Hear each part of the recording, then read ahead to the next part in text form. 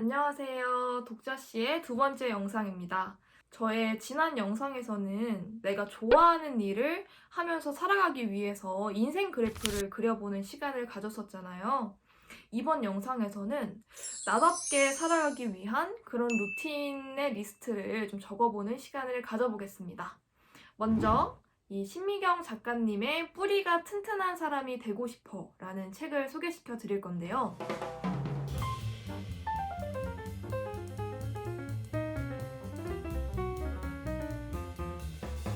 책을 쓰신 신미경 작가님을 간략하게 좀 소개를 해드리자면 글을 쓰는 칼럼리스트이시기도 하고요.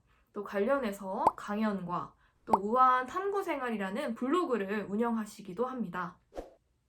저는 이 책을 여행을 가서 우연하게 발견한 서점에 들어가서 책을 골랐는데요. 여러분들은 이 책 제목을 딱 읽었을 때 어떤 느낌이 드셨는지 되게 궁금하네요.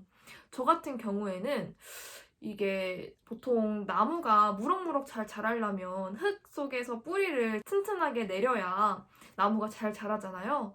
이게 사람도 마찬가지로 개인의 그런 일상적인 그런 루틴이 잘 정립이 되어 있고 기본적인 생활이 습관이 정립이 잘 되어 있어야 그 속에서 여러 가지 창의적인 일을 할 수 있다고 생각을 하는데요.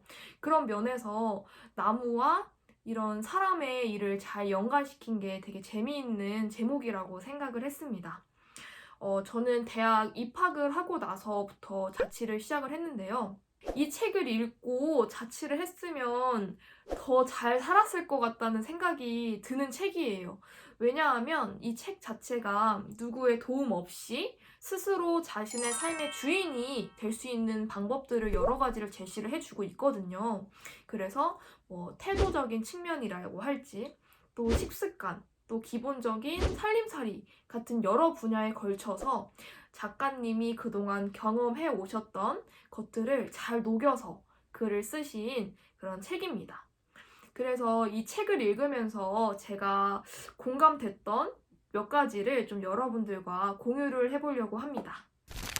이 신미경 작가님이 굉장한 멀티플레이어세요.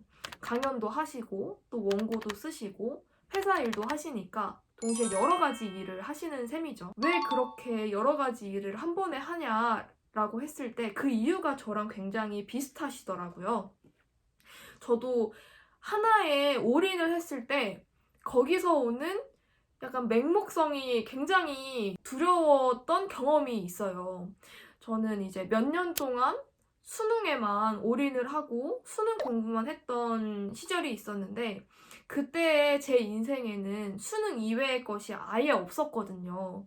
근데 이제 수능을 다 끝내고 이제 그 결과를 만약에 마주했을 때 분명히 성장한 부분도 있었지만 아쉬운 부분도 되게 많았을 거고 그런 실수들을 한 거에 대한 굉장한 공허함과 허무감 이런 것들이 되게 어린 나이에 굉장히 느꼈었던 것 같아요.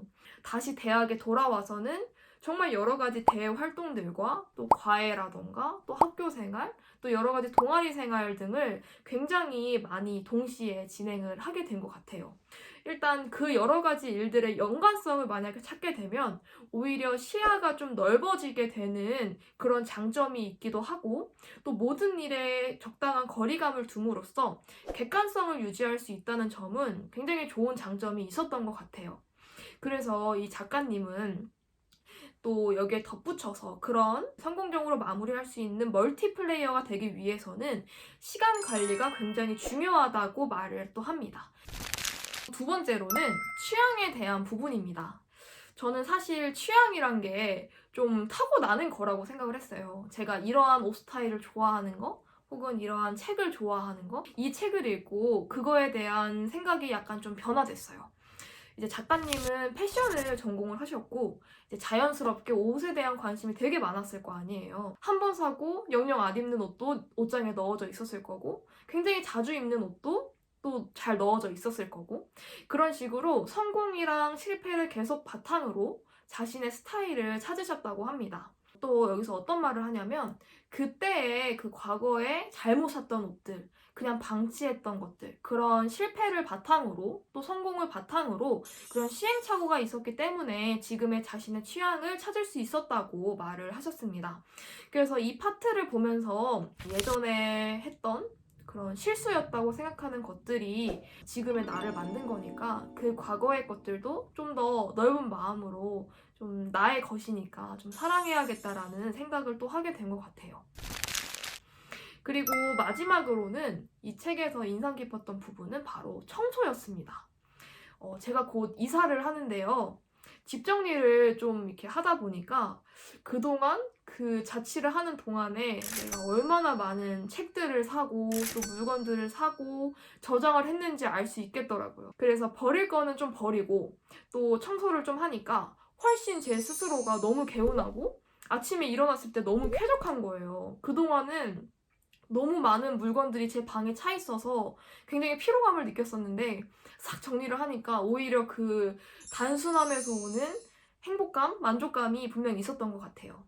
그래서 이 책에서도 반복되는 일만큼은 굉장히 규칙적으로 임하는 것이 오히려 삶에 있어서 만족감을 줄 수 있다라고 말을 합니다.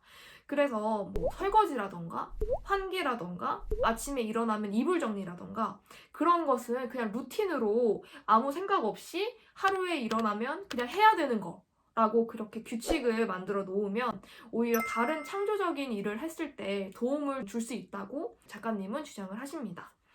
그래서 저는 이 청소에 관한 부분에서 여러분들에게 다른 책을 또 추가적으로 추천해 드리고 싶어서 또 소개를 한번 올리려고 합니다. 최은주 작가님의 경이로운 정리라는 책인데요.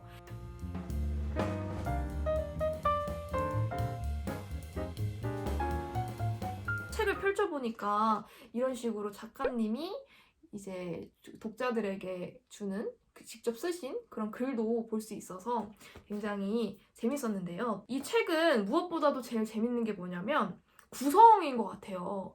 이게 50일 동안 매일매일 방의 부분을 이제 정리하는 이제 내용이 담겨져 있는데요. 뭐 하루는 문구류, 또 뭐 다른 하루는 또 가방, 또 다른 하루는 뭐 책 이런 식으로 데이 1, 데이 2, 데이 3가 이렇게 하나씩 정리하는 그 과정이 나열되어 있어요. 그래서 작가님이 자신의 일화를 풀어서 이제 정리하는 그런 내용이 담겨 있어서 그런지 굉장히 공감되는 부분이 많았고 재미있는 그런 부분들도 굉장히 많았던 것 같아요. 그래서 정리를 어떻게 시작을 해야 될지 이제 미니멀리스트가 돼야 되는데 어디서부터 건드려야 될지 모르겠다 하시는 분들은 이 책의 과정을 잘 따라서 50일간의 여정을 그대로 따라하셔도 좋을 것 같고 아니면 저 같은 경우는 필기류가 굉장히 많은데 그런 필기류를 이제 목차에 나와 있는 부분을 특히 따라서 먼저 정리를 하셔도 좋을 것 같다는 생각을 합니다. 이렇게 이제 오늘은 이 두 가지의 책을 여러분들께 좀 소개를 올렸는데요. 저 또한 이러한 책을 읽으면서 좀 작은 일상의 소중함이라던가 또 미니멀 라이프라던가 또 기록과 정리에 대한 중요성을 또 느끼게 된 것 같아요.